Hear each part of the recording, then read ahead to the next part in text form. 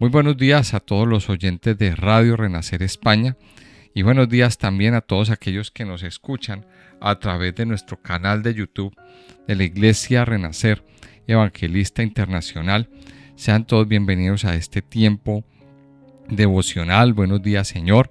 Este programa que hacemos cada mañana en vivo a través de nuestra plataforma de Mixelar Radio y es retransmitido a través del canal de YouTube. Este programa lo hacemos en vivo, pues para iniciar nuestro día en oración, en meditando la palabra de Dios, entregándole al Señor todo nuestro ser, descansando en Él.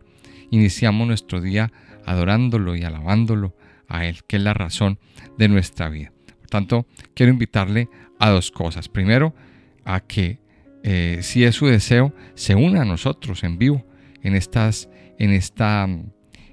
sana costumbre que tenemos de levantarnos a las 5 de la mañana a orar todos juntos. Pongo en la cajita de comentarios el enlace para que usted se conecte a la emisora cuando usted lo desee y sobre todo para orar todos juntos a las 5 de la mañana. Y lo segundo, pues es que usted se suscriba al canal de YouTube y le dé clic a la campanita de notificaciones, comparta los videos. Así nos va a ayudar muchísimo, muchísimo en esta carrera que tenemos de hacer crecer y de extender la palabra de Dios. Quiero que vamos a la Biblia, entonces vamos a continuar con nuestro estudio de la palabra en el libro de Segunda de Samuel, en el capítulo 4. Segunda de Samuel, capítulo 4. Vamos a ver entonces aquí un capítulo bien impactante, unos hechos que a lo mejor pues están un poco olvidados, pero que están aquí, están en la palabra de Dios, y ahí vamos a conocer un poquito más de la historia, de las reacciones que tiene el rey David, o David. Aquí todavía no era rey de Israel. ¿Qué había pasado antes? Vamos a ponernos un poquito en contexto. Mire, se había desatado, a raíz de la muerte de Samuel, se desató pues una guerra civil. Una guerra civil, habían unos apoyando a David, habían otros apoyando a los herederos de Samuel,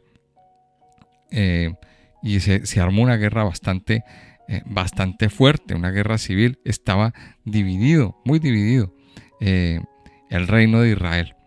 De hecho, cuando reinó Saúl, mientras reinó Saúl, pues el reino no estaba muy firme.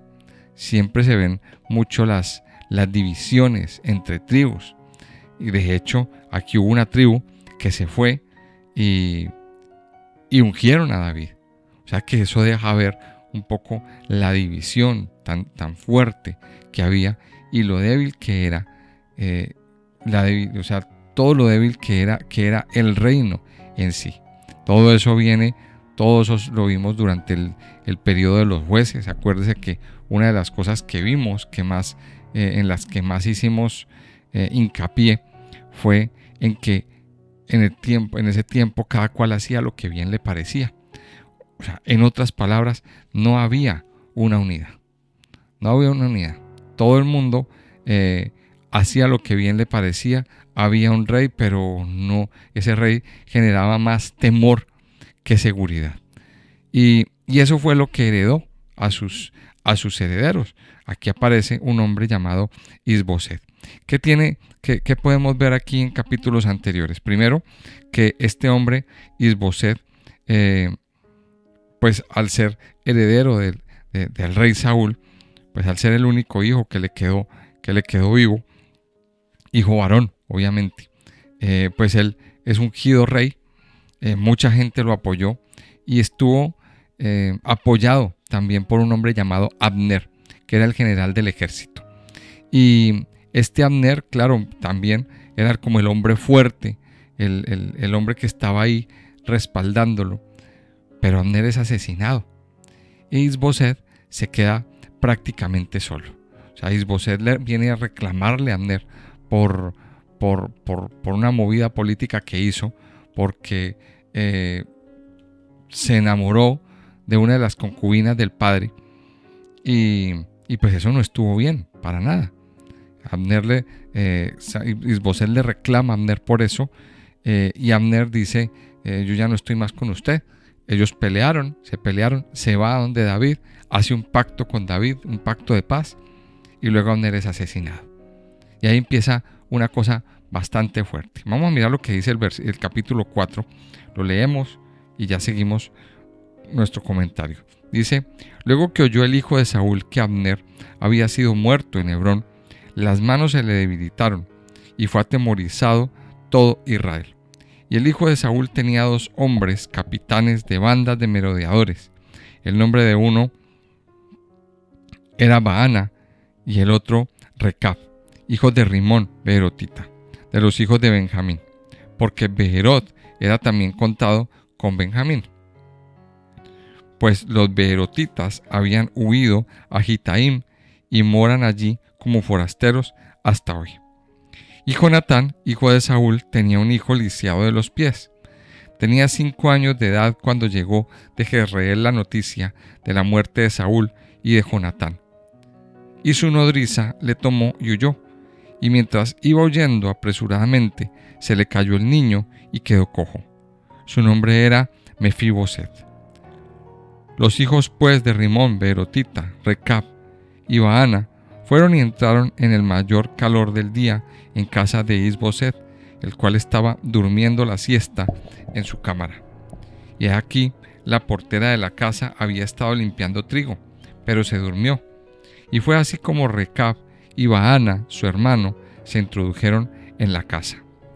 Cuando entraron en la casa, Isboset dormía sobre su lecho en su cámara. Y lo hirieron y lo mataron, y le cortaron la cabeza. Y habiéndola tomado, caminaron toda la noche por el camino del Arabá.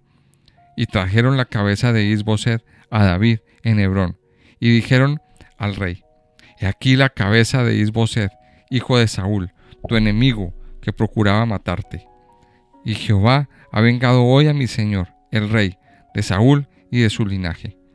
Y David respondió a Recab y a su hermano Baana, hijo de Rimón beerotita, y les dijo, vive Jehová, que ha redimido mi alma de toda angustia, que cuando uno me dio nuevas, diciendo, he aquí Saúl ha muerto, imaginándose que traía buenas nuevas, yo lo prendí y le maté en Siglac, en pago de la nueva. Cuánto más a los malos hombres que mataron a un hombre justo en su casa y sobre su cama. Ahora pues, ¿no he de demandar yo su sangre de vuestras manos y quitaros de la tierra? Entonces David ordenó a sus servidores, y ellos los mataron, y les cortaron las manos y los pies, y los colgaron sobre el estanque en Hebrón.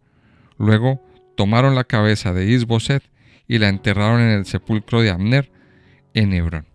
Miren que esto es un capítulo bastante fuertecito. Y vamos a mirar qué podemos extraer y qué podemos aprender de esto que estamos estudiando en este día. Lo primero, nos introduce en los primeros versículos diciendo que cuando oyó el hijo de Saúl que Abner, su hombre fuerte, había sido muerto en Hebrón, las manos se le debilitaron y fue atemorizado todo Israel. Y aquí vemos una particularidad, algo que viene pasando desde que Saúl era rey. El temor se apodera.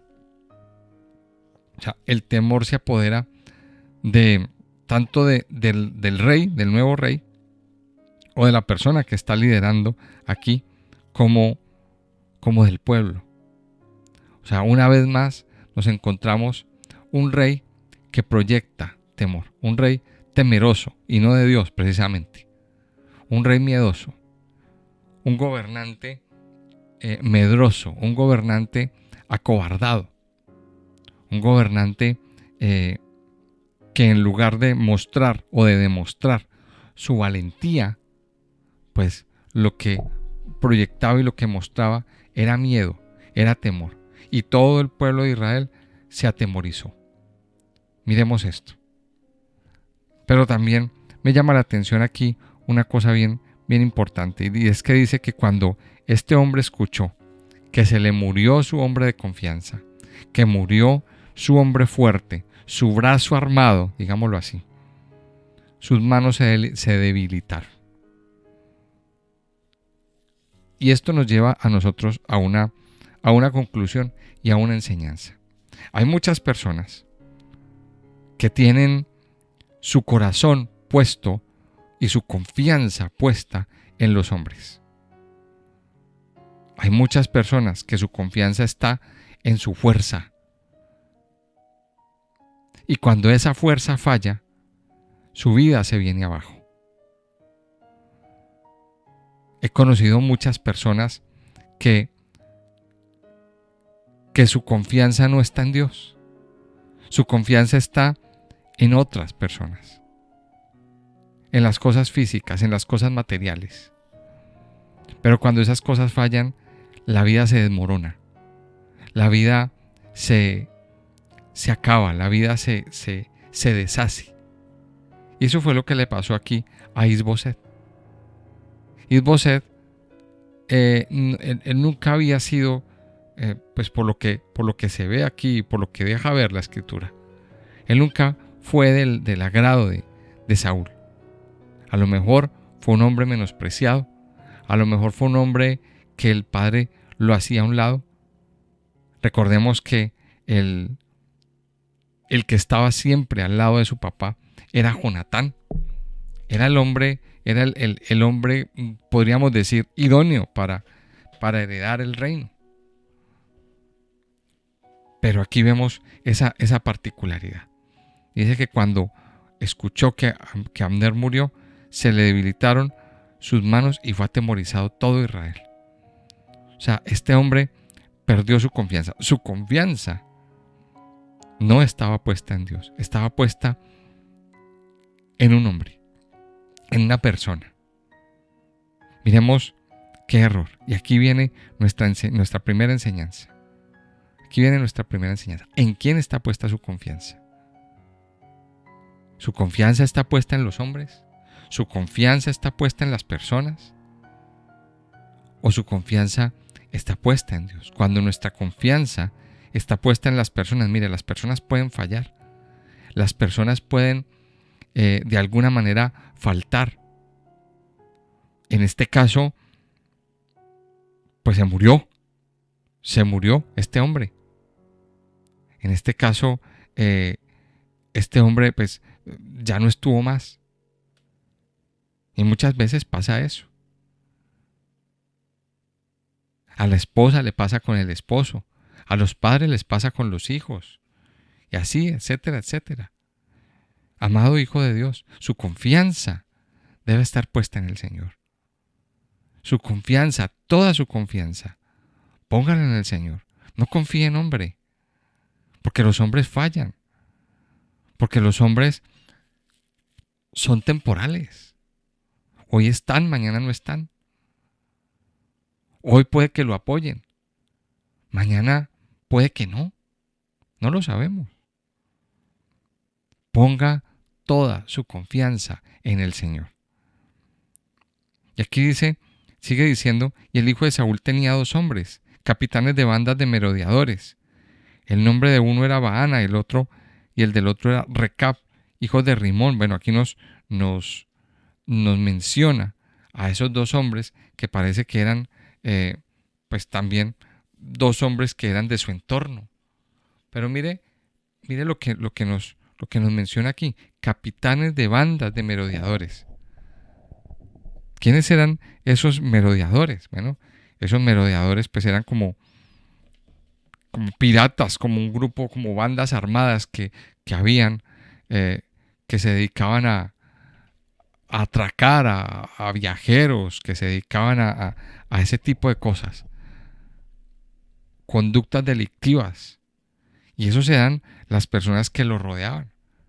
O sea que miremos un poquito el entorno de Is-Boset. Primero, se rodeó de un hombre que tenía una ambición por el poder, que era Abner, que era que prácticamente lo manipulaba, fue el que lo puso rey. O sea, esta persona, que tenía mucha influencia sobre él. Pero luego encontramos que se rodeaba de personas, pues malas personas, de mal corazón. De hecho, esas personas también terminaron traicionándolo. La pregunta es, ¿de quién se rodea tu vida hoy? ¿De quién se rodea tu vida? Nosotros como hijos de Dios tenemos que aprender a seleccionar muy bien nuestras amistades. Y vemos que aquí este hombre, Isbosed, era muy confiado. Y mire las personas que tenía a su alrededor. Una joyita de personas. Dice que eran 2 hombres, dice que eran capitanes de bandas de merodeadores. No eran buenas fichas. No eran buenas fichas. De hecho, más adelante nos encontramos que esos mismos hombres vinieron y lo asesinan. Vienen y lo asesinan en su propia casa, en su propia cama.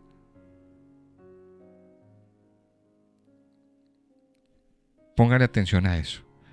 Luego en el versículo 4, o sea, interrumpe. Esto es una de las cosas que a mí más me gusta de la palabra de Dios, porque suele interrumpir el relato para darnos ciertos datos. Y quiero hacer mención de este dato porque se va a convertir en algo importante para una futura enseñanza. Dice el versículo 4, que Jonatán, hijo de Saúl, tenía un hijo lisiado de los pies. Tenía 5 años de edad cuando llegó de Jezreel la noticia de la muerte de Saúl y de Jonatán. Y su nodriza le tomó y huyó. Y mientras iba huyendo apresuradamente, se le cayó el niño y quedó cojo. Su nombre era Mefiboset. Hay historias que se intercalan dentro de los relatos bíblicos, que a veces pasan desapercibidas, pero que tienen mucho significado. Tienen mucho significado. Y yo le invito a que usted hoy le preste atención a esta historia, porque luego vamos a mirar una enseñanza muy bonita de todo este relato. Aquí se inicia un relato, una historia bastante conmovedora. Dice que Jonatán tenía un hijo. Ese hijo tuvo un accidente. Por lo tanto, este niño queda lisiado de los pies. Aquí dice que quedó cojo, pero más adelante lo vamos a ver que no es que haya quedado cojo, quedó lisiado, quedó paralítico. Él no se podía, este niño no se podía mover. Quedó en una condición física bastante lamentable. Aparte, recordemos que cuando Saúl pierde esa guerra, cuando ellos son muertos, pues son invadidos por el ejército. Tienen una invasión y a ellos les toca huir. Además, que este niño era el heredero al trono. Recuerde que el primer heredero era Jonatán, pero por ser este niño el hijo de Jonatán, él era el verdadero rey, digámoslo así. Aparte, este niño, Saúl tenía propiedades, Saúl tenía bienes. ¿Y a quién le correspondían? A este niño. Quédese con ese dato. O sea, realmente este niño era heredero. Pues primero era el heredero natural del reino. Segundo, era heredero de muchas propiedades. Era heredero de mucha riqueza. Pero simplemente queda cojo. Y aquí nos menciona el nombre. Su nombre era Mefiboset. Grábese ese nombre. Porque se nos viene una historia bastante bonita, bastante conmovedora. Y luego sigue la historia. Dice que estos hijos, Recab y Baana, pues fueron y entraron en la casa, asesinan a Isboset, le cortan la cabeza, una cosa bastante cruel, y se van donde David. Caminan una larga noche, se van a llevarle la cabeza y a decirle: mire, David, aquí está la cabeza de sus enemigos, de aquel que quería matarlo. O sea, primero aquí tenemos que ver una cosa, que David no lo pidió. Que David no lo pidió. David no lo ordenó. Simplemente estos vienen diciendo que le hicieron un favor. ¿Y cuál es la respuesta de David? ¿Cómo se les ocurre a ustedes? Y le dice, mire, el último que quiso venir a decir eso, murió. Y no esperen que ustedes me voy a alegrar. No. Ya que una vez más vemos que David no se alegraba por la desgracia de sus enemigos. No se alegraba por la desgracia de aquellos que querían hacerle daño. Por el contrario, David nunca quiso levantar su mano para apresurar los planes de Dios. Y yo quiero que aquí esto quede bien claro. Dios tiene planes para con cada uno de nosotros. Pero muchas veces, para que esos planes se cumplan, tenemos que vivir un proceso. El largo proceso que vivió David para llegar a ser rey de Israel. Lo hemos visto a lo largo de casi todo el libro, el primer libro de Samuel. Y vamos aquí brevemente a hacer un pequeño resumen. ¿Por qué? Porque el capítulo que se nos viene a continuación, que es el que vamos a estudiar mañana, es el capítulo donde David es coronado rey de Israel. ¿Cuántas cosas pasaron para que David fuera coronado rey? ¿Y cuántos años pasaron? ¿Cuántas situaciones tuvo que vivir David? Persecuciones, críticas, atentados, el hablar mal, el aguantarse a esta persona que lo estaba persiguiendo día y noche, le tocó huir al desierto, le tocó vivir las penurias más grandes, le tocó aguantarse, vivir en un territorio hostil, en un territorio enemigo. Miren, muchas cosas tuvo que vivir. Muchas cosas. O sea, para David no fue fácil. Pero ¿sabe qué? David no apresuró el proceso. David no apresuró el proceso. Él nunca quiso apresurar. Siempre dejó todo en las manos de Dios. Y siempre, y esta es la enseñanza de este punto. Ya después el tema de la coronación lo veremos mañana. Pero aquí nos vamos a quedar con esto. Mire, no apresure los procesos de Dios. Cuando intentamos apresurar esos procesos, nos va mal. David nunca forzó procesos. Puede que a lo mejor usted esté viviendo un proceso así de dolor. Puede que a lo mejor usted esté pasando por un desierto, por una situación difícil y complicada. ¿Qué le digo yo a usted? Espere, porque Dios tiene algo grande y algo bueno. No guarde amarguras en su corazón. No guarde rencores en su corazón. Tarde o temprano, Dios quitará a ese enemigo. Tarde o temprano, Dios hará su obra y quitará a ese enemigo de en medio. Y lo llevará a cumplir con el bendito propósito que Dios tiene para su vida. Estos hombres quisieron congraciarse con David.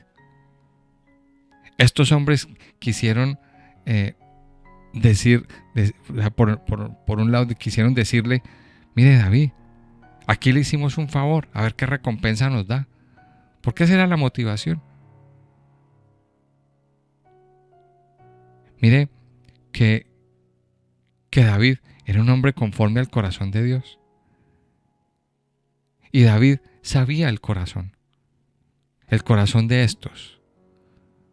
Un corazón malvado, un corazón que no tuvo escrúpulos en venir a matar a su amigo, a su conocido, de la manera más vil y más ruin. No tuvieron ningún tipo de escrúpulos. ¿Y qué dijo David? No, ustedes son de mal corazón, ustedes no lo hicieron bien. Ahora también esto nos deja una enseñanza. Estos hombres, por querer congraciarse con David, hicieron las cosas muy mal. Mire, yo creo que también aquí hay una enseñanza. No hagamos las cosas para congraciarnos con la gente o con otros. No hagamos cosas para tratar de comprar favores, para tratar de comprar una posición. Siempre, una vez más, actuemos con temor de Dios. Recuerden que nosotros vivimos para el Señor. Ahora, estos hombres cometieron un pecado. Cometieron un pecado grande, porque derramaron sangre inocente. Una vez más, derramaron una sangre inocente. Que yo sepa, Isboset nunca persiguió a David. Estaba tranquilo en su casa. No había una guerra. Pero sin embargo, vienen y lo asesinan. ¿Cuál es la reacción de David? De honra hacia esa persona. De honra hacia esa persona. Viene y le da una sepultura simbólica. Mis amados, el proceso de David aparentemente termina aquí. Ese proceso duro y doloroso que vivió a lo largo de su vida. Muchos años de persecución, de asedio. Aquí viene, esta es la más grande enseñanza. ¿Qué tanto está esperando usted? A lo mejor usted ha vivido un proceso igual que el que vivió el rey David.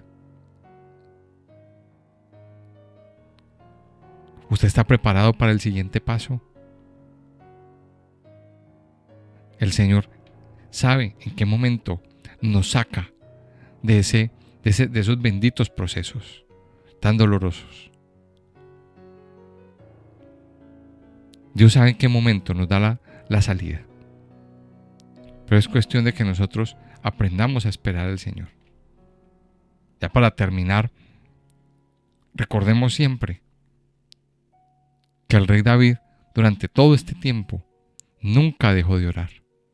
Nunca dejó de clamar al Señor. Nunca dejó de levantar su voz para adorar, para reconocer la grandeza y el poder de Dios. De hecho, todo ese testimonio está en los Salmos. ¿Cómo sabemos que David oraba? Pues lea los Salmos. Vaya a los Salmos. Hay muchos salmos que nos ilustran que David clamaba para que Dios pusiera en su lugar, óigame bien, para que Dios pusiera en su lugar a sus enemigos. No era él, no eran sus manos, no era su fuerza. También David clamaba: líbrame de esos hombres perversos, de esos hombres malos, de esos hombres que tienen un corazón podrido y contaminado. Ese era uno de sus clamores. Por eso David tenía sabiduría. Por eso David tenía ese entendimiento bien puesto y bien adiestrado. Yo les invito a que oremos, que terminemos este tiempo orando, clamando al Padre. Padre Santo y Poderoso, yo te doy gracias en esta mañana. Gracias, Padre Dios, por tu amor, por tu bondad, por tu fidelidad y misericordia sobre nuestras vidas y sobre todo nuestro ser. Padre Santo, yo quiero darte gracias porque definitivamente eres tú el único que nos libra de esos enemigos ocultos, engañosos. Tú mismo nos has dicho en tu palabra que no cultivemos acciones de venganza, de revancha, que eres tú, Señor, el que se encarga. Eres tú el que se encarga de hacer caer a todos esos enemigos que se levantan, que quieren hacernos tanto daño, que quieren acabarnos, mi Señor. Padre Santo y Poderoso, Ayúdanos a confiar en ti. Ayúdanos cada día, Señor, a confiar en tu amor, en tu poder, en tu fuerza, en tu misericordia y en tu bondad. Ayúdanos cada día, Padre Santo y poderoso, a no poner nuestra confianza en los hombres.